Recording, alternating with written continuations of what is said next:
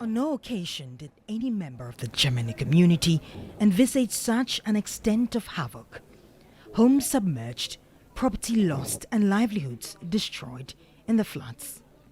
With over 1,000 displaced residents, many are struggling to find alternative means of survival or even a place to lay their heads. Till now, the community has not been provided with any safe haven. Hence, displaced residents have had to join other families or find a place to rent. And so we took a deeper look into the community. And what we discovered was indeed heart-wrenching. From a 5-bedroom apartment to an uncompleted building, this is the situation for a family of 14 that lost the entire home in the floods. Their home was submerged in water. Now, they have to all perch in this 1-bedroom apartment. And as you can see right here, it's untarred. It has no proper means of ventilation. There are some unwanted wood shavings right here as well. Clearly, the room is an entire mess. And what's more, these people have been asked to pay 2,000 cedis for a 2-year advance of rent. The owner refused to take 1-year advance rent. He asked for 2,000 cedis. Joyce Vivo is a popular chop bar operator in the community and owner of a thriving cassava farm. Life for her now can be described as a pale shadow of her past.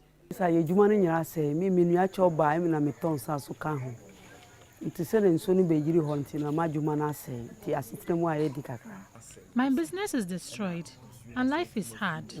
She now has to sacrifice quality sleep just to make sure her family can have at least the closest example of the life they once had. And from the look of things, this is not going as planned. Some sleep on the veranda. The house has no window or tiles. Just close by, we find another displaced family, Etanamnya Tepe, and 6 of her children are currently sleeping in a 1-bedroom apartment with no electricity or potable water.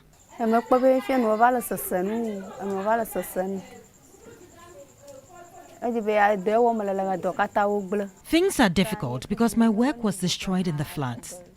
Without any form of work, she has to cough up 1,000 cedis for rent, which she's unable to afford.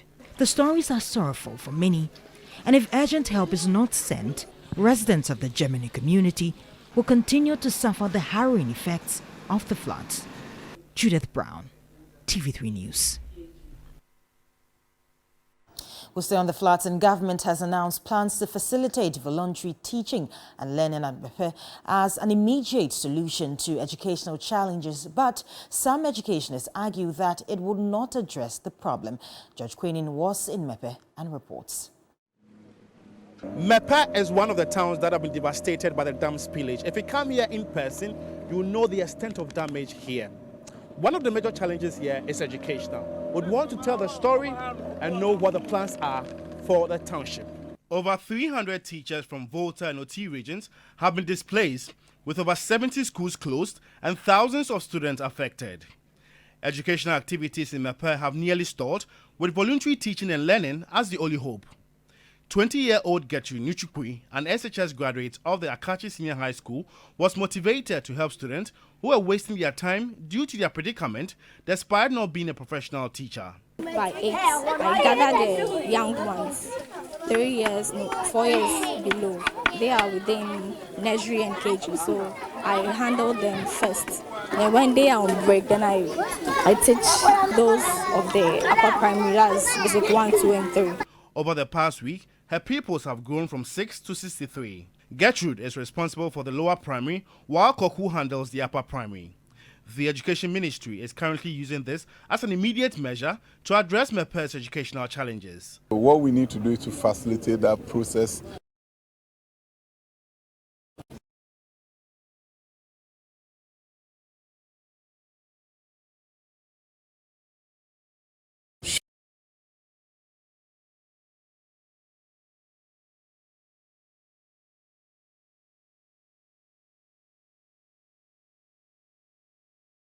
Term, I don't lose out, so they can get some they should plan for. Yes, but say that you gather children to be teaching them at the trees. No, this community, about 10,000 students, and gathering about 120, saying that they are doing voluntary teaching. So how many voluntary teaching that will happen at a place that will even be okay? The Education Minister predicts that once the opportunity for voluntary teaching and learning is created, the over 10,000 students at Mapa will likely attend. I don't think there's any parent here who don't want to have their children at least learning, to take their mind off the tragedy. So I believe what we need to do is to begin to look at bringing the teaching and learning materials, and then the communication will step in for parents to come and take advantage of the opportunity that we are presenting short term. In a presentation of 150,000 cedis by the Ghana National Association of Teachers (NAT), together with the Teachers Fund to promote educational activities in the town, residents appealed for more support to restore their once thriving town. The association expects a clear roadmap from government to restore the educational prospects of the flood-hit town. Whatever all of us can do to bring relief to the victims, we shouldn't hesitate at all. Let me use this opportunity to call on other philanthropists, NGOs, unions and associations to do everything within our power to relieve the victims in Volta and Oti region. George Quenin, TV3 News, Mapa. Well, Deputy CEO of Operations at the Volta River Authority, Edward Kenzo, says there will be no further increase in the spillage of the Akosombo Dam. The spillage has caused severe damage to livelihoods and displaced thousands. The VRA says its data shows that the water levels flowing into the dam are manageable, hence no need to increase the spillage. The spillage of both dams, which began on September 15, has caused widespread destruction, submerging homes, businesses, and loss of livelihoods in various communities. Concerns persist about the ongoing spill, with many anticipating its end. Deputy CEO of Operations at the Volta River Authority, Edward Kenzo, stated that there will be no further increase in the spillage. There will be no additional increase of spillage. We are tracking the data that is coming, and we are going to control the gate per the data that we receive. For knowledge, at least yesterday we had some drops in volumes, so at least we've managed the amount of water that we are spilling out now. We've cut off some volumes out of it. The current situation has led to many communities being the primary victim.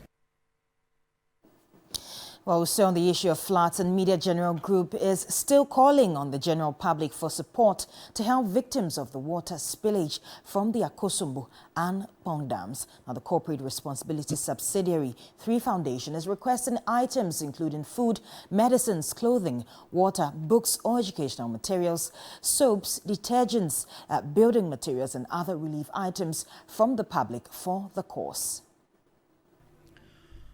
Part of Media General's morning airtime was devoted to a call of public assistance in aiding victims of the Twin Dam spillage. The response was overwhelming, with individuals driving from distant locations to contribute essential items such as life jackets, bags of water, toiletries, clothes, shoes, and monetary donations. 200 pieces. 200 pieces. Exactly. If you're watching us right now, please give them a very big round of applause. They can't hear us, but we know you are clapping. 200 pieces of life jackets. God bless your business. God bless you too. And bless you. We would also want Thank to add 200 pieces of exercise books. This morning when I was watching you, I heard you saying the kids are displaced and they are currently learning under trees. Yes. So add that to you. Tomorrow we'll be joining you to Bato as you go and do your donation. So add that to that one. Thank you so much. You're welcome. Thank you. I bought 20 boxes of spaghetti, 2 bags of rice, and 1 box of sardine, and some clothes and shoes and books. Okay, thank you so much. So yours is the Abena spaghetti. Abena spaghetti. Okay, so we. Despite the General's response, it is acknowledged that more is needed to support the extended number of affected individuals. Touched our hearts, and though we are pensioners, we decided to dip into our limited resources and help them in our own small way. We hereby present to the victims 3 trucks of fountain cool water totaling 1,200 and 200 bags. God bless you. God bless your kind souls. Persons who want to donate money can do so through the 3 Foundation Momo number 059-7433-110 with reference Akosombo, or through merchant number 120494 with the merchant name 3 Foundation. Enquiries about the Dam Spillage Relief Fund can be made through 02431288282. Individuals and corporate institutions willing to make donation of items can send them to TV3 premises from 9 a.m. to 9 p.m. daily. Your contribution holds the power to make a lasting impact. Don't hesitate. Act now and be a part of positive change. Well, we're definitely counting on your support. But away from the floods, retired Justice of the Supreme Court, William Atuguba, has criticized the Supreme Court, describing its decision in the Jachikwesin case as scandalous. He contends that the court breached the fundamental legal principle in determining the matter. The Supreme Court ruled on Jachikwesin's eligibility to serve as a member of parliament in May. The decision led to the nullification of the 2020 Asin North parliamentary election results. At a forum organized by Solidaire Ghana, Justice Atuguba deemed the decision to be incorrect. The James Jachikwesin's decision by the Supreme Court is, with all due respect, scandalous, in that the court, in the teeth of the settled maxim, res judicata et non quietem movere, re-adjudicated the same matter that has been adjudicated upon by the High Court on the merits. Never seen this type of thing in any judicial system. All that was left was its execution according to court processes. Again, the stress laid by the court on the statutory processes for acquisition and renunciation of citizenship shot itself in the foot. If the certificate of renunciation is so mandatory and conclusive, why was it not conclusive in its effect to qualify Jachikwesin when he received it dated 26 November 2020, whereas the parliamentary election was held on 7 December 2020? He advocated for changes in the appointment process of judges in the country. If the appointment process is transparent and genuine, such that good and competent legal materials get onto the bench, they have a reputation to protect, so they won't do certain things. But I appeal to the lawyers that they should have mercy for the country also. After making a lot of money over the years, now it should be time to come to the bench and serve the people. But not just money upon money upon money upon money. Justices of the Supreme Court hardly speak when they are still in office. But when they are out of office, they shed off that cloak and have that power to make known their views on matters. That is what has happened here, where Justice Atuguba spoken his mind on contemporary legal and judicial issues. Duke Mento Poku, TV3 News, University of Ghana, Legon.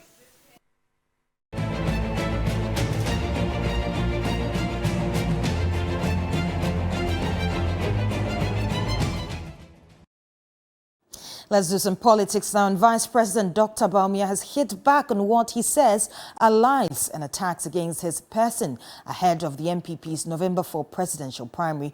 Now, the Vice President and a leading contender in the November poll has come under a barrage of criticism. The latest by former flag bearer hopeful Professor Frimpong Boateng, now addressing delegates in the Tatale Sunguli constituency. Dr. Bawumia said they can see their defeat, hence the attacks. About to make history in our party and history in this country. Unfortunately, the way the results of the superdelegates came, many of our opponents are confused. And they are seeing looming defeat on November 4th. And because of that, they've decided to adopt some new tactics. The new tactics is what? If you miss the ball, don't miss the man. That is the new tactics that they are adopting. And so, what is the tactics? They have decided to spread lies and to bring disunity amongst us and to create problems between chairmen and constituency executives with polling station executives and electoral area coordinators. They want to knock our heads together. So they have come with different lies. I'm hearing a lie every day as I am sitting down and watching what they are saying.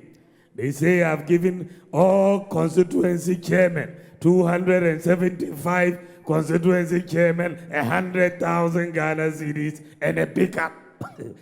Have you seen any pickup here for your chairman? Chairman, this is just a ridiculous lie. Well, the new Patriotic Party is set to elect its flag bearer for 2024 presidential election, making being a delegate an enviable position.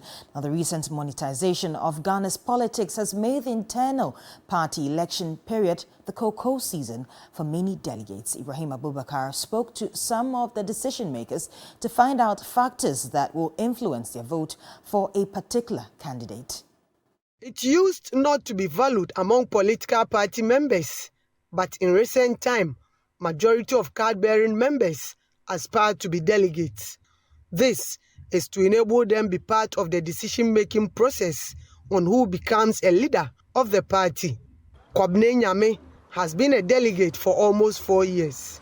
Though he said he decided to be a delegate for the love of the party, he admits benefiting a lot from it. At least, my last born, or Maria Montessori. We receive a lot of benefits. Personally, my livelihood has improved because of the opportunities I get for being a delegate. At least, I can now send my kids to the best of schools. I even own more than one car. For 66-year-old Amasewa, being a delegate for over 20 years has not brought any significant impact in her life. She appears to have given up on competence of aspirant and is now ready to sell her vote to the highest bidder.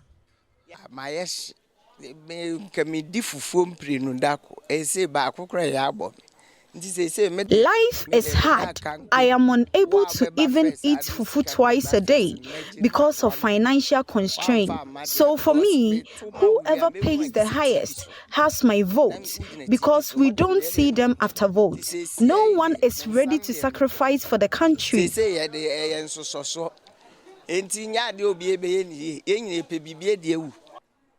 Mamiya's name has in recent times been expunged from the Subin delegate list. She indicated that the unjust act meted out to her and some other delegates has deprived them of their share of the political cake. Because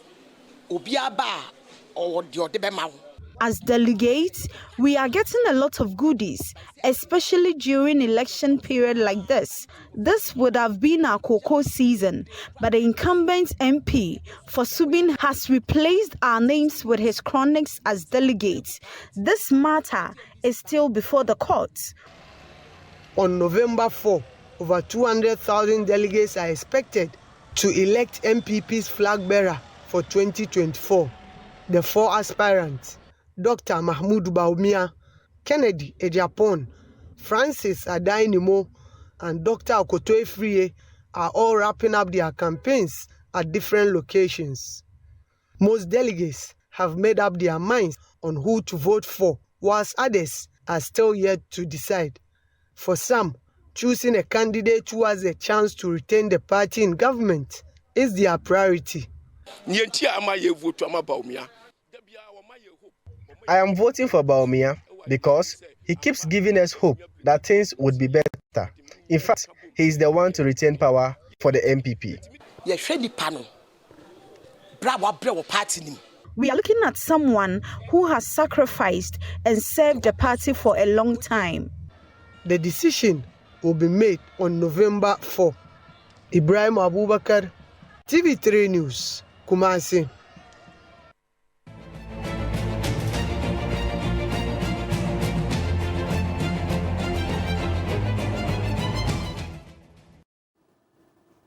And that will be all for the news here on TV3. But of course, we are still appealing to you to kindly bring your donations to the TV3 premises, which will subsequently be conveyed to all the affected communities as well as displaced victims. My name is Judith Brown. It's a pleasure coming to you always.